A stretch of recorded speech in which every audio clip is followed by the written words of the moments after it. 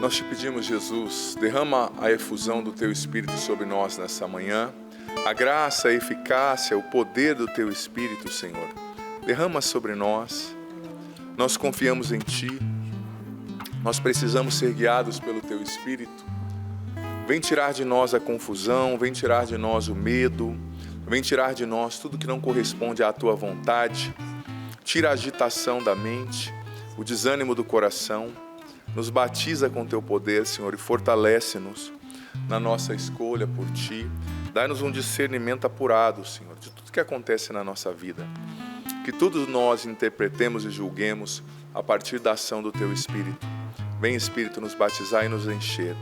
Em nome do Pai, do Filho e do Espírito Santo. Amém. Amém. Abra agora a sua Bíblia em 2 Samuel, como o Padre já disse no início.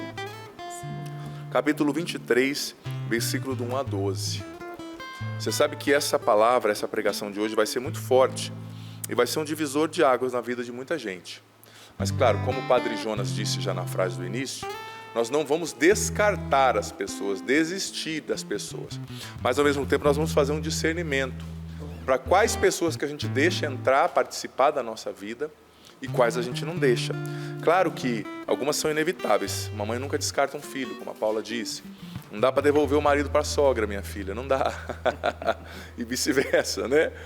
Então tem coisas que pressupõem um compromisso, né? Se você jurou diante de Deus que você vai morrer do lado dessa pessoa, ela não está me agradando, eu vou jogar fora. Não, não é isso que eu vou dizer, tá?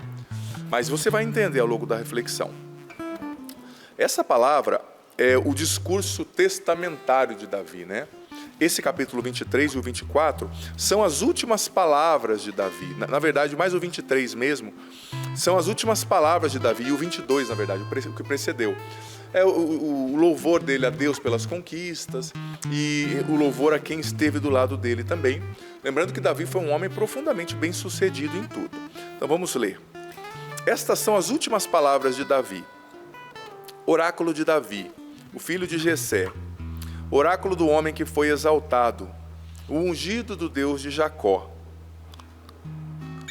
Suave cantor de Israel. O Espírito do Senhor falou por meio de mim. Sobre a minha língua estava a sua palavra. O Deus de Israel falou. Disse-me a rocha de Israel. Quem governa os homens com justiça? Quem governa no temor de Deus? É como a luz da aurora. Quando nasce o sol numa manhã sem nuvens, quando o seu brilho após a chuva faz na terra a erva nascer. Não é assim minha casa junto a Deus, que estabeleceu um pacto eterno comigo em tudo ordenado e bem seguro? Não fez germinar toda a minha salvação e de tudo que é desejável? Os prevaricadores são todos como espinhos rejeitados, que não se podem pegar com a mão. Quem pretende tocá-los, o faz armado com ferro e lança, pois terminam no fogo a queimar. Estes são os nomes dos valentes de Davi. Jesbaal, o Acmonita, chefe dos 3, ergueu sua lança contra os 800, matando-os de um só golpe. Depois, entre os 3 valentes, vem Eleazar, filho de Dodo, o Aoíta. Estava com Davi em Afés-Donim, quando os filisteus se reuniram contra eles em combate. Como os homens de Israel recuassem, ele se manteve firme e combateu os filisteus, até que sua mão cansada ficou colada à espada. O Senhor operou uma grande vitória naquele dia, e o exército retornou apenas para buscar os despojos. Depois dele vem Sema, filho de Agé, o Ararita. Os filisteus tinham se reunido em Leí. Havia um campo cheio de lentilhas.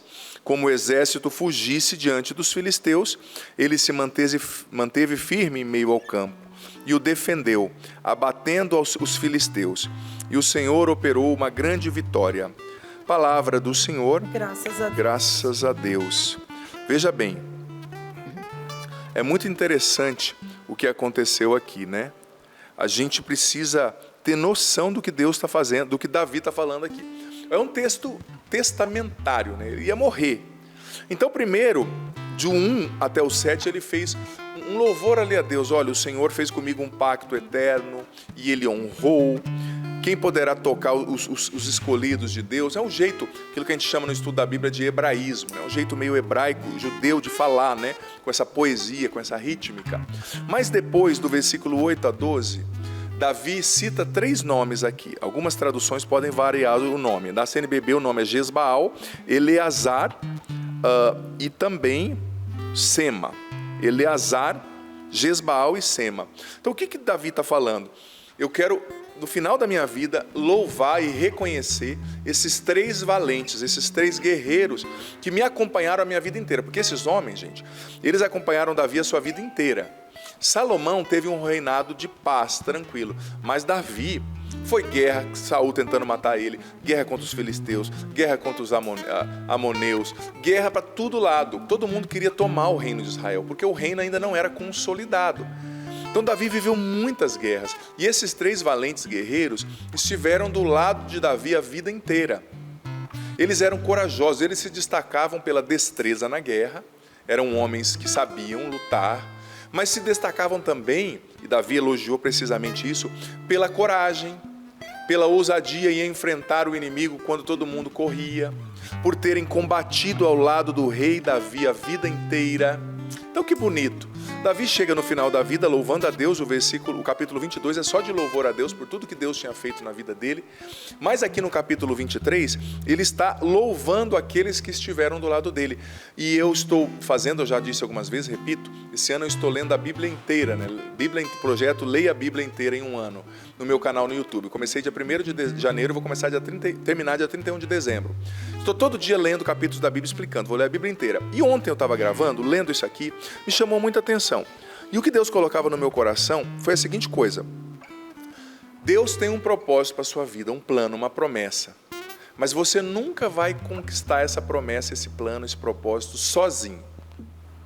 Se você não se cerca das pessoas certas, veja bem, que vão lutar por você e com você, esse projeto não vai acontecer. Porque Deus fez promessas a Davi. Quem conhece a história de Davi, lá no começo da sua vida, você vai ser o rei, você vai ter êxito. Mas se esses valentes não tivessem lutado ao lado de Davi, era impossível ele ganhar essas guerras todas, gente. Então, bote na sua cabeça, você não vai concretizar as promessas de Deus na sua vida se você não se cercar das pessoas certas. Existem pessoas que vão ser um combustível para você conquistar as promessas que Deus tem para você.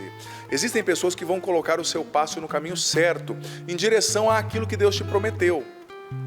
Isso é muito concreto. E Davi está reconhecendo, esses 3 homens foram valentes, foram guerreiros, combateram comigo a minha vida inteira, e agora estou no meu leito de morte, quero honrar esses 3 valentes guerreiros. Olha, se você não se cerca de pessoas boas, você pode até ser uma pessoa boa, mas você inviabiliza o trajeto das promessas de Deus que querem alcançar a sua vida. Elas não acontecem. Porque tem pessoas que te lançam para frente, que são combustível para o seu progresso. E tem pessoas que são uma âncora que te afundam. Isso é fato, né? Isso é fato. Então essa palavra de hoje é uma palavra de muito discernimento.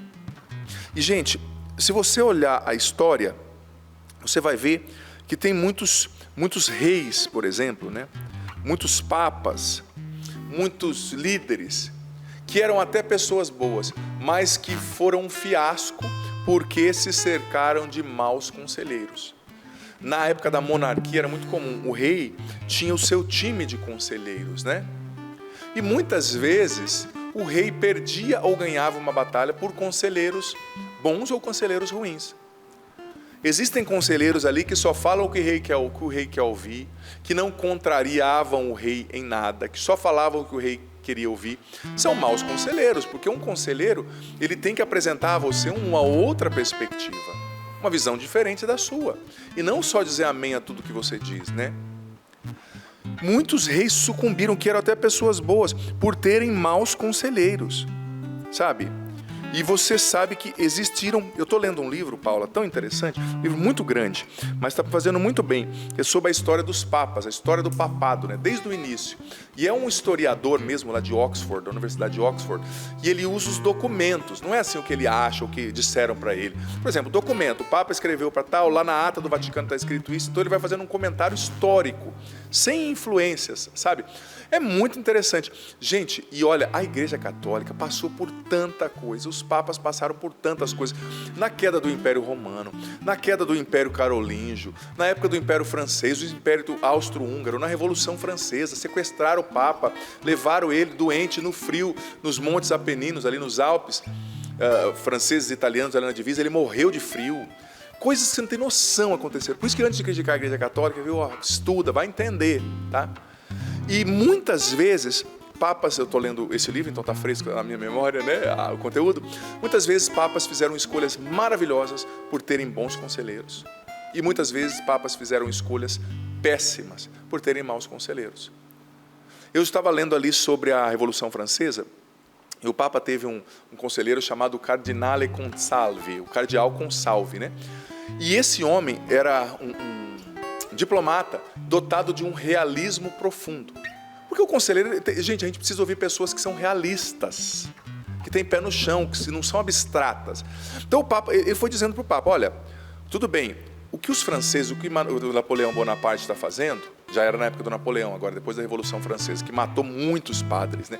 Tem gente que celebra a Revolução Francesa como se fosse a coisa mais linda do universo, né? Tem que estudar mais. Matou muitas freiras, padres, foi uma carnificina. Então esse cardeal disse para o Papa, olha, Papa, o que ele está fazendo é errado, o que eles estão fazendo, o jacobinismo, né, os jacobinos, é contra a religião. Só que você tem duas escolhas. Você condena o que eles estão fazendo, aí eles matam o restante dos padres, confiscam todas as igrejas lá, estupram as freiras, desculpa dizer, era isso que acontecia na época, ou o senhor vai levando, todo mundo sabe que é errado, mas o senhor vai procurando um diálogo diplomático para que as igrejas que ainda sobraram não sejam destruídas, para que as freiras não sejam violadas, para que os padres e os cristãos não sejam assassinados. Ou seja, o cara era realista. Ele estava dizendo assim, você não tem um exército para vencer Napoleão. E se você condenar, não vai resolver o problema. Está errado, todo mundo sabe que está errado, o senhor sabe que está errado. Mas é uma guerra. E guerra é guerra, né, gente? Guerra não tem lei, não tem... ele sabe que está errado, então fala, né? Ser Papa não é simples, né? Porque muitas vezes o Papa, todo mundo tem gente que fala, o Papa não condenou tal coisa. Mas você sabe por que ele não condenou? Ele não tinha... O conselheiro dele foi muito realista, pé no chão. Papa, o senhor não tem um exército. O senhor não pode vencer eles. Se o senhor falar, eles vão matar os cristãos que estão lá, vão queimar, vão violar as freiras e vão invadir o Vaticano depois, porque eles estavam às portas ali, eram os estados papais na época, né? E eles já comandavam o norte ali da Itália, né? A Lombardia. Já estava na mão do Império Francês. Então o Papa, naquele momento, ele teve que agir daquela forma, sabe? E claro, depois, quando Napoleão foi se enfraquecendo, ele veio à tona e disse, olha, nós não apoiamos, mas nós agimos assim. Era um conselheiro realista, porque às vezes a pessoa é na emoção. Não, tem que falar, mas e a consequência disso, gente? É realista isso? Então o bom conselheiro, ele é realista, né? Olha, não vai para essa guerra, o cara está com 200 mil soldados, você está com 1000. Não vai porque você vai conseguir, você é maravilhoso. Ô meu amigo, a gente precisa de pessoas, conselheiros, que tenham o pé no chão, que sejam realistas. E é claro que na igreja a gente precisa de pessoas ultra carismáticas, espirituais, mas também nós precisamos de pessoas realistas e pé no chão. Numa instituição como a Canção Nova, se todo mundo fosse aleluiado, né? Não dá, tem gente que é da administração, que é pé no chão. E Deus traz essas pessoas porque elas são importantes. Quer encontrar um bom conselheiro? Encontre alguém que fale pouco, que observe.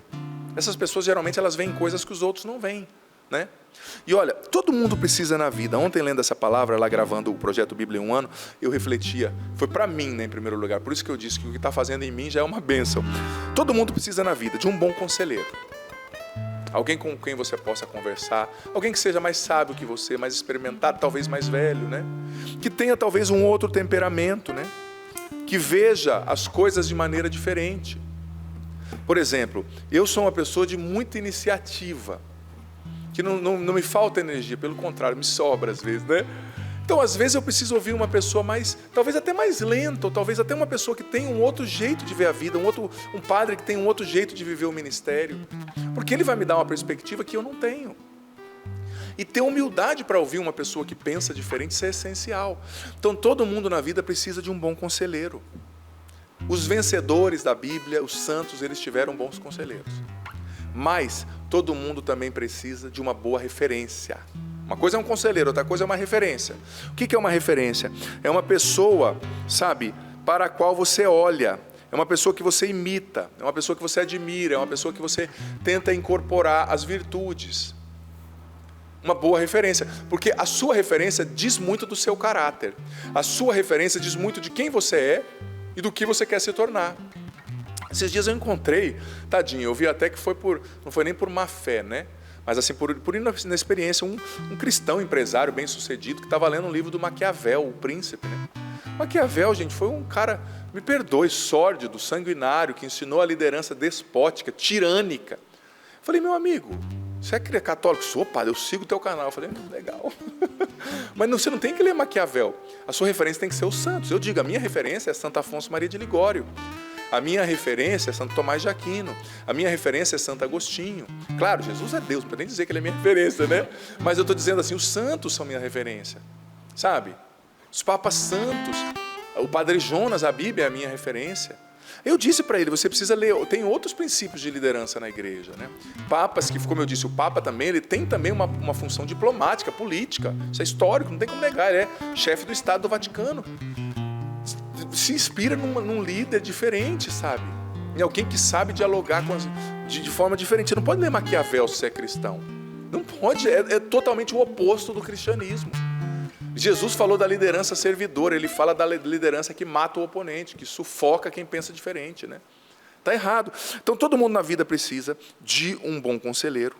Os santos são bons conselheiros, o catecismo, a Bíblia, óbvio, né? Mas também pessoas, né? Mais velhas, mais experimentadas, mais sábias. Você é casado? Vai conversar com alguém que já é casado há mais tempo que você. Tanta coisa já não passou na vida dessa pessoa, né? Você precisa também de uma boa referência, como eu disse. Quem você imita diz muito do seu caráter. Não adianta você falar, eu quero ser uma pessoa boa. Se você está imitando um cara que teve sucesso financeiro, mas foi um canalha. Não dá. Não é só isso, eu quero ser um vencedor. Tem gente com a teologia da prosperidade, eu quero ganhar dinheiro. Meu amigo, ganhar dinheiro não é a última meta da sua vida. A meta da sua vida é ganhar o céu. Claro, se no meio do céu, se indo para o céu você conseguir ser uma pessoa próspera, é maravilhoso, não tem nada de errado. Que Deus te abençoe, né? Mas cuidado quem você tem como referência. E outra coisa, nós precisamos de 3 coisas. Um bom conselheiro, uma boa referência e um bom amigo, uma pessoa leve na nossa vida, com a qual a gente pode ser a gente mesmo, com a qual a gente pode jogar a conversa fora. Sabe o dia que você está cansado?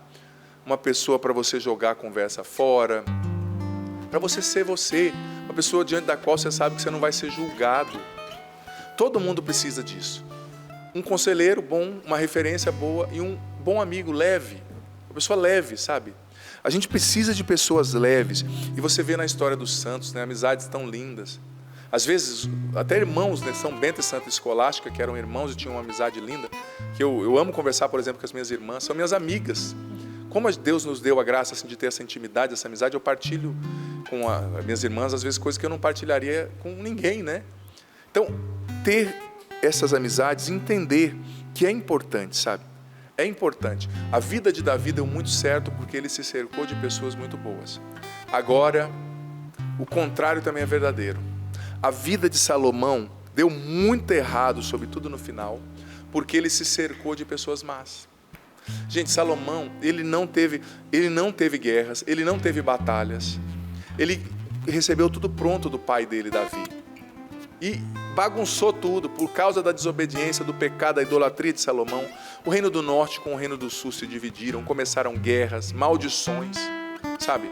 É o exemplo de muitos filhos que ganham patrimônio pronto do pai, da mãe. Não trabalharam, não fizeram nada para ganhar aquilo e destroem aquilo em anos, porque não tem noção do quanto custa, né?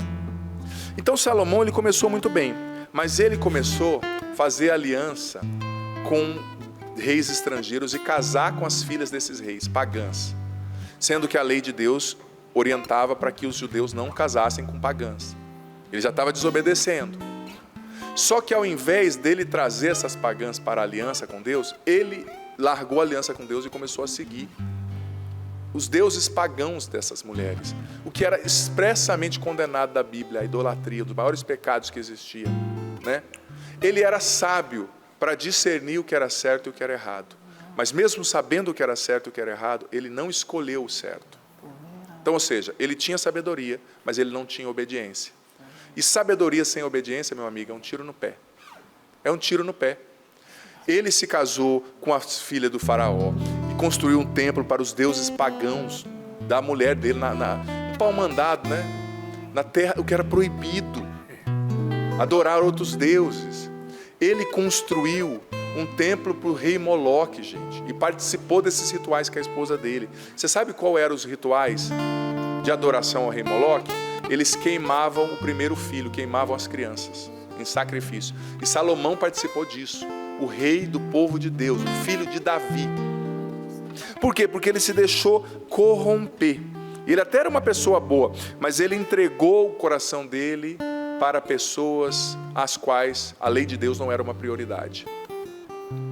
Você pode ser uma pessoa boa, mas se você entregar o seu coração para pessoas que não têm em Deus uma prioridade, elas vão te levar para um caminho de idolatria. Se você entregar o seu coração para as pessoas erradas, elas vão te afastar de Deus. Salomão era uma pessoa sábia, mas não era obediente. Então a sabedoria dele foi para o ralo, não serviu de nada. Sabedoria é saber discernir o bem e o mal. Santidade é escolher o bem. Obediência é escolher o bem. Deus não quer que você seja sábio, Deus quer que você seja santo, obediente, sabe? Salomão tinha sabedoria, mas não tinha obediência. Ele fez totalmente o oposto do seu pai. Ele se cercou de mulheres pagãs. Diz a Escritura que ele teve 700 esposas, né, entre concubinas, etc. Construiu deuses para elas, gente. Idolatria, estava condenado na Bíblia. E quando Deus apareceu para ele, você vê lá no livro de Crônicas, você vê lá no livro de Reis, Deus disse: se você andar no meu caminho, não adorar deuses estrangeiros, eu vou estar sempre contigo como tive com teu pai. Deus já falou para ele, não é por aí. Mas ele começou a ficar muito aberto, sabe? A gente sempre tem algo a aprender com os outros, padre. Cuidado, obediência. Não negocie os seus valores.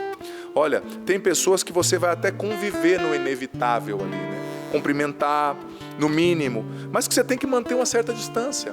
Ainda que seja um familiar, claro, se é um pai, uma mãe, um filho, não, óbvio, né?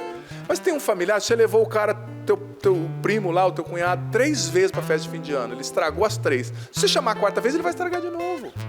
Respeite, saiba que amar nem sempre é conviver. Saiba que perdoar nem sempre é trazer para dentro de casa. Você está vendo que a sua amiga não tem princípio nenhum, que se ela tivesse oportunidade, ela sairia com o seu marido. Por que você está levando essa mulher para dentro da sua casa, minha filha? Quer pagar para ver? Sabe? E olha, 5 tipos de pessoas, segundo a Bíblia, que a gente precisa tirar da nossa vida. 5. Primeiro, o ímpio.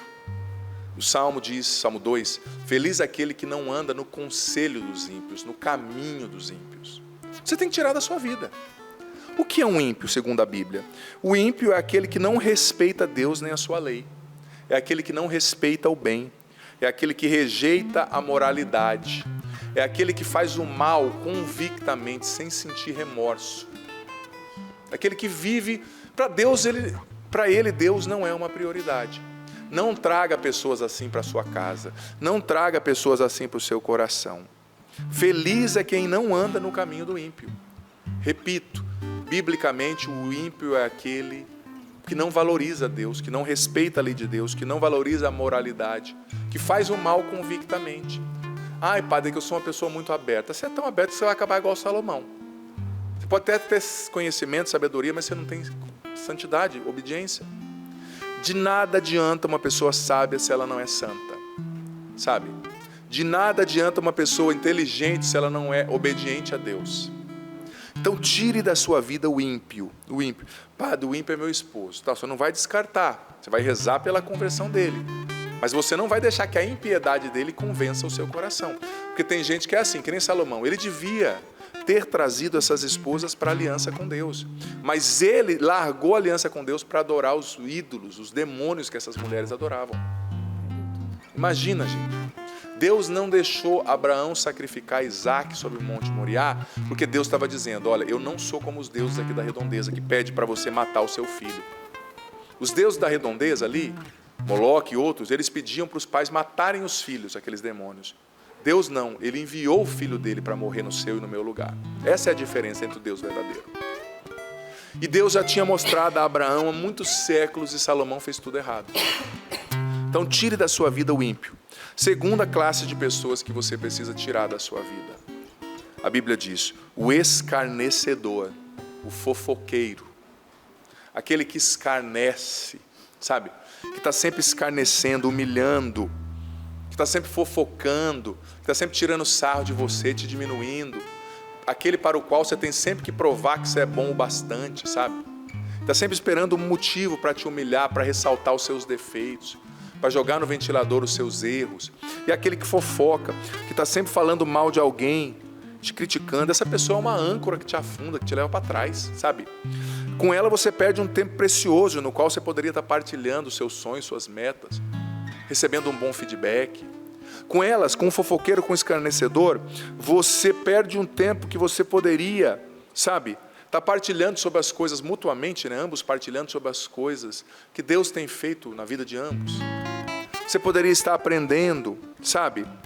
Você poderia estar aprendendo a vida dos santos com essa pessoa, mas o fofoqueiro, ele é sempre negativo, ele é sempre pesado, ele sempre te leva para trás.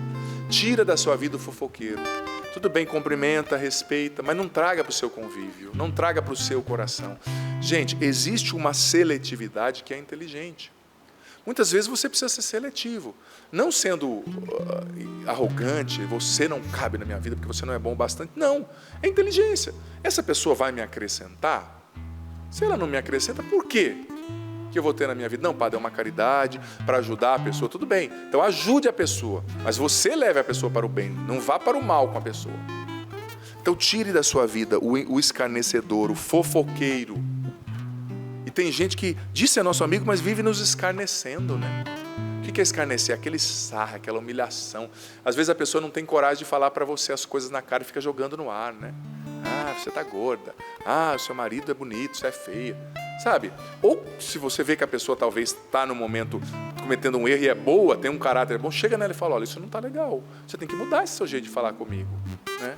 Você não me respeita? Você não é minha amiga? Né? Então tire da sua vida ou corrija se alguém que é bom está agindo assim, né? Terceira classe de pessoas que você tem que tirar da sua vida. Isso aqui é vital, gente, é crucial. O invejoso. O invejoso, ele nunca vai vibrar com o seu progresso.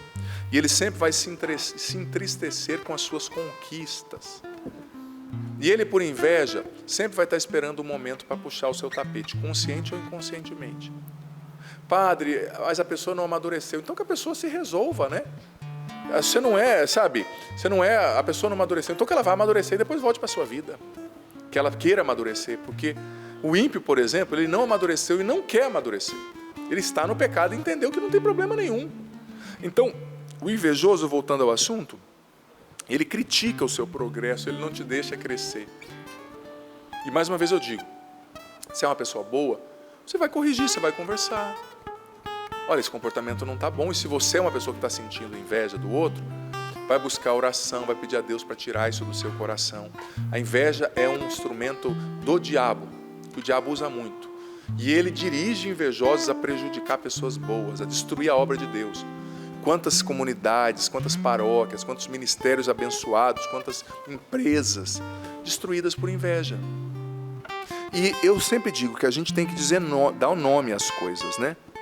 Tem gente que tem inveja e fica arranjando outras desculpas. Mas ele não é bom o bastante. Mas ele não faz bem isso. Mas ele não merece. Ei, para de mentira. Dá nome, eu estou sentindo inveja. É melhor do que você ficar arranjando desculpa e dizer que a culpa é do outro, né? E olha, não escolha rebaixar a quem Deus escolheu exaltar. Que você vai entrar em luta direta com Deus. Isso não é uma boa coisa, sabe? Siga o meu conselho. Brigar com o Criador do Universo. Fique livre, mas, né, o conselho está aí para você. Quarta classe de pessoas que você precisa tirar da sua vida. E tirar, mais uma vez eu digo, eu não estou dizendo exclusão, arrogante. Não, que você precisa respeitar, sorrir, mas não trazer para o seu convívio. Não ouvir, não ter essas pessoas como referências. Quarta classe, o preguiçoso. aquele que não age, aquele que não sonha, aquele para o qual tudo é muito difícil, aquele que não tem iniciativa, que não trabalha para mudar, para alcançar as coisas e que não quer que você trabalhe, porque tá tudo muito bom. Gente, a preguiça, me perdoe a palavra, é a maior desgraça que existe na vida de um ser humano. Eu vou dizer para você, tenha você 15 anos, tenha você 10, tenha você 40, tenha você 70, a tua vida está passando. E o preguiçoso, ele não faz, a vida passa e depois ele se torna amargo, porque não lutou. Às vezes por preguiça, ou às vezes também, pensando, o que os outros vão dizer se eu me expor, né? O que os outros vão dizer se eu começar um canal no YouTube? O que os outros vão dizer se eu começar a minha empresa? O que os outros vão dizer se eu começar a fazer tal coisa? Gente, chega uma hora que você tem que amadurecer, que se exploda o que os outros vão dizer. Ouça o que Deus vai dizer. E os bons conselheiros, óbvio, né? Como eu disse. Agora, se você quiser agradar a multidão, você nunca vai sair do lugar. E o preguiçoso, ele é um potencial invejoso. Porque tem gente que inveja o que você tem, o progresso que você teve, mas não sabe o trabalho que você teve, né? Eu estava pensando mesmo nesse projeto Bíblia em um ano. Ontem, domingo, muita gente dormindo, era um dia que eu tinha mais livre, eu fiquei o dia inteiro, de 8 da manhã às 6 da tarde gravando. Só parei para almoçar. Mas é o preço, né? Aí uma pessoa talvez vai falar, nossa, fulano está fazendo. Estou dando esse exemplo, o meu, porque é o mais próximo de mim, mas eu posso dar muitos outros exemplos, né? Está invejando a sua empresa, mas sabe o quanto você trabalhou, quanta luta, sabe? O seu progresso, a sua família, né?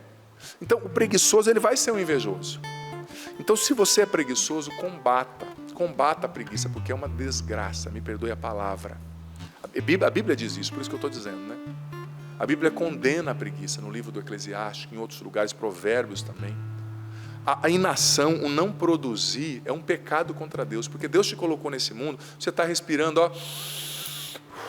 oxigênio aí a seu dispor.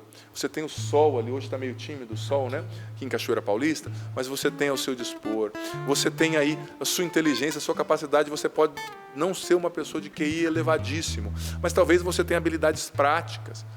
O que você está produzindo? O que a sua vida produziu até hoje? Se você morresse hoje, qual é o legado que você deixa?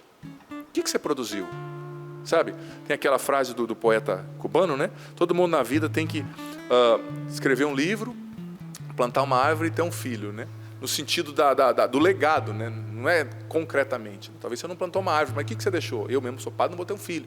Mas e os filhos espirituais? Quantas pessoas eu estou influenciando para o bem, né? Tenho muitos filhos espirituais. Então, qual é o seu legado? O que você está produzindo? Sabe? Tudo bem, padre, eu estou doente, eu estou nessa cama. Tudo bem, não fica com escrúpulo.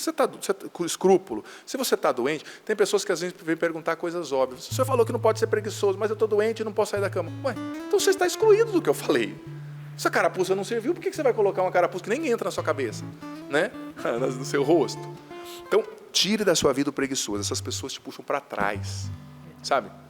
Eu gosto, claro, a gente por caridade ama e respeita todo mundo, mas eu gosto tantas vezes de conversar com um padre que já fez coisas que eu não fiz, que foi onde eu não fui. Claro, os outros também vão ser meus amigos, eu vou acolhê-los, né? Vou ajudá-los, mas eu quero aprender com quem está mais longe e quero trazer quem está em outros lugares para vir mais alto, sabe? Porque a vida foi feita para ir para frente, gente. Não é só no sentido financeiro que eu estou falando, isso não é teologia da prosperidade, mas o progresso espiritual, o progresso na santidade, o progresso na imitação de Jesus, o progresso na vida sacramental, o progresso no jejum, na imitação de Jesus, na fuga do pecado. O preguiçoso, ele não luta contra o pecado, ele deixa a vida levar, ele deixa as más tendências conduzi-lo, né? Então, quarta classe de pessoa que a gente tem que tirar da nossa vida, o preguiçoso. Agora, a quinta e última classe de pessoas que a gente precisa tirar da nossa vida, se a gente quer progredir, o mentiroso. Gente, não dá para confiar em um mentiroso convicto, porque o mentiroso convicto é uma pessoa enrolada. Por exemplo, você vai criar uma sociedade aí no seu trabalho com uma pessoa mentirosa. Gente, o enrolado, ele enrola quem chega perto. Você percebeu que tem gente que é enrolado? Ele conta uma mentira aqui, aí para lidar com aquele problema, ele conta uma mentira para resolver a primeira mentira, aí para resolver a segunda, a primeira e a segunda, ele conta uma terceira, né? Aí lá na frente ele desmente ele mesmo, porque ele esqueceu que ele mentiu, né? Conhece a gente assim? O mentiroso, ele é enrolado. Então não se associe com mentirosos. Isso, ele vai fazer a sua vida se enrolar. Uma pessoa mentirosa, ela está sempre cheia de dívida, cheia de problema, entrando em situação enrolada e levando quem está perto junto. Não faça uma sociedade com uma pessoa enrolada. Padre, uma pessoa enrolada é meu marido, então reza, conversa, não vai descartar, né? Mas reza, conversa e entenda. O que eu estou te dizendo aqui é só para você... Se você entender o que já não é para ser feito, eu já estou feliz. O que não é para você ser... E lute para formar os seus filhos para eles não serem isso aqui. Escarnecedor, fofoqueiro, ímpio, invejoso, preguiçoso, mentiroso, né? E não se associe com pessoas assim. O mentiroso, mais uma vez eu digo, ele é enrolado, a vida dele não progride, ele vai enrolar a sua vida, ele vai fazer você estacionar, quando não fazer você andar para trás. Davi foi valente e andava com valentes. Siga o seu exemplo. Salomão foi até sábio, mas foi burro no final. E não foi santo, não foi obediente. O que mais Deus quer não é o seu progresso, é a sua santidade. O seu progresso financeiro em outras áreas vai ser reflexo da sua santidade, da sua busca de Deus, da sua entrega a Deus. Mas, gente, esse é o tipo de pregação, eu digo, não é porque eu estou fazendo, não, é porque me tocou muito, que você tem que ouvir 2, 3 vezes. E que você tem que anotar. Fazer assim 2 colunas aí no seu caderno e até sem ninguém ver, escrever o nome. Essa aqui é a coluna fulano entra, essa aqui esse fulano não entra. Porque a gente tem que ser seletivo. Não adianta. Davi foi um valente vencedor porque ele se cercou de pessoas que lutaram com ele e por ele. E ele só pôde cumprir o propósito que Deus tinha para ele. Ele só pôde se tornar o vencedor que ele foi porque ele tinha as pessoas certas do lado dele. Então cerque-se, olha o verbo, cercar-se, né? Cerque-se de pessoas boas. Como eu disse, papas, reis, até fracos, gente, às vezes, tíbios, mas que se cercaram de pessoas boas e que tiveram êxitos extraordinários. Agora, pessoas boas que se cercaram de maus conselheiros e deu tudo muito errado, dá muito ruim. Se você se cerca de pessoas ruins, vai dar ruim. E sobretudo se você é uma pessoa influenciável. Porque tem pessoas que por temperamento são mais influenciáveis, né? Tem pessoa que ela é influenciável. Você tem que tomar mais cuidado ainda. Se é para ser influenciado, seja influenciado por uma pessoa santa. Seja influenciado, como eu disse, eu tenho minhas referências. Santo Afonso Maria de Ligório, eu leio toda semana. Santo Tomás de Aquino, eu leio toda semana. Eu gosto de São João Crisóstomo. Eu gosto ali dos padres do deserto. Eu gosto de Santo Agostinho. Eu gosto de Santa Catarina de Sena, de Santa Teresa d'Ávila. Eu já li todos esses. E leio mesmo, porque eu preciso aprender com eles. Eu preciso aprender dos santos, não dos ímpios, sabe? Enfim, o golpe está aí, cai quem quer, né?